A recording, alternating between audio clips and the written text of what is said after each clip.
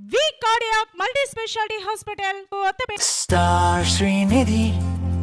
Star Srinidhi. Secure your future, save it right. Fixed deposits that help you grow. Gold loans when you need cash flow. Easily replicate your gold loan. Buy and sell your gold. Star Srinidhi, your trusted support since 2020.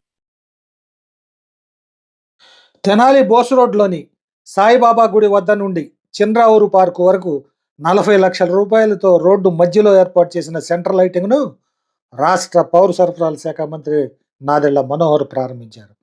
Tenali పట్టణాభివృద్ధికి కూటమి ప్రభుత్వం కట్టుబడి ఉందని అన్నారు. నూతనంగా ఏర్పాటు చేసిన ornamental central lighting వ్యవస్థను సోమవారం సాయంత్రం మంత్రి నాదెళ్ల మనోహర్ ప్రారంభించారు.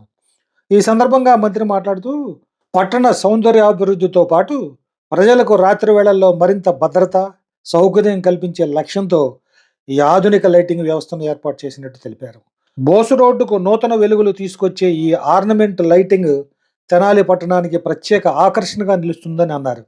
అదేవిధంగా త్వరలో ప్రారంభానికి సిద్ధంగా ఉన్న విఎస్ఆర్ కాలేజీ సమీపం నుంచి ఆటోనగర్ వరకు 2 కిలోమీటర్ల మేర దాదాపు 1,50,00,000 వ్యయంతో ఇదే తరహా సెంట్రల్ లైటింగ్ ఏర్పాటు చేయనున్నట్లు చెప్పారు.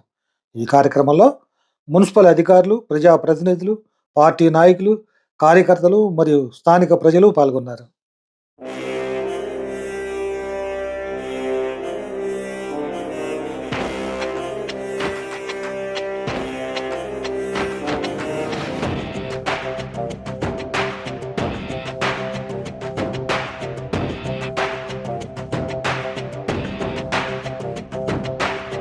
ప్రార్థించే పెదవుల కన్నా సేవించే చేతులు మిన్నా ఆ మాటను నిండుగా నమ్మే ఉద్యమమే మన జనసేన.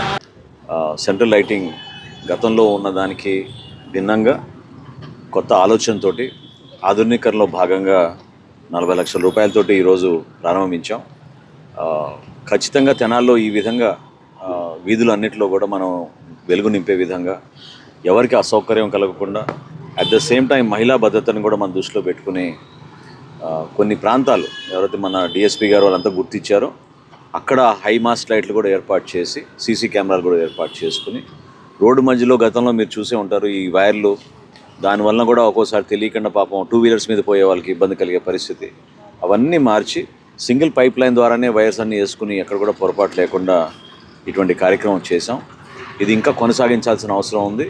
మెయిన్ రోడ్డు పైన ప్రత్యేకంగా మనకి ఏదైతే తెనాలి మున్సిపల్ కార్యాలయం దగ్గర కొత్తగా మనం భవనం నిర్మాణం చేయబోతున్నామో అక్కడ కూడా రాబోయే రోజుల్లో ఊహించని విధంగా ఒక అద్భుతమైన మార్పులు తీసుకొచ్చి తెనాలి మరింత సుందరీకరణలో భాగంగా ముందుకు తీసుకెళ్దాం. ప్రజలందరూ దీన్ని మనస్ఫూర్తిగా వాళ్ళు కూడా ఉపయోగించుకోవాలి. ఈ ప్రాంతంలో ఎక్కడ మెరుగైన సేవలు అవసరం ఉన్నా మీరు తప్పకుండా చెప్పండి.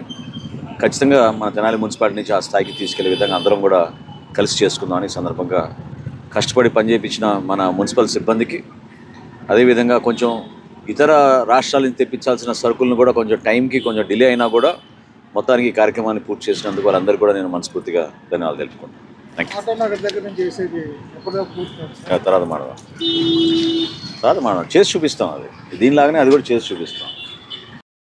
అదేవిధంగా ఇటువంటి లైటింగే మన తెనాలి మున్సిపల్ లిమిట్స్ మొదలవుతున్నప్పటి నుంచి అంటే దాదాపు ఆటోనగర్ దగ్గర నుంచి మనకి విగ్రహాల వరకు విఎస్ఆర్ కాలేజ్ వరకు అదే రోడ్లో మధ్యలో మనం ఈ లైటింగ్ అక్కడ కూడా దాదాపు పనులు పూర్తవుతున్నాయి.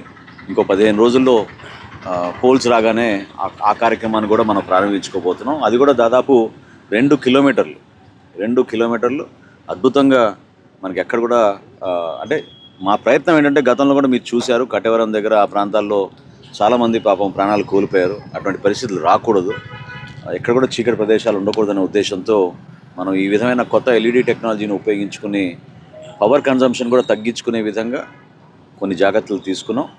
ఆ 2 కిలోమీటర్లు పొడవు ఈ సెంట్రల్ లైటింగ్ దాదాపు 1,50,00,000 రూపాయలతోటి ఆ పనులు కూడా మనం దాదాపు 15 రోజుల్లోనే పూర్తి చేసుకుంటాం.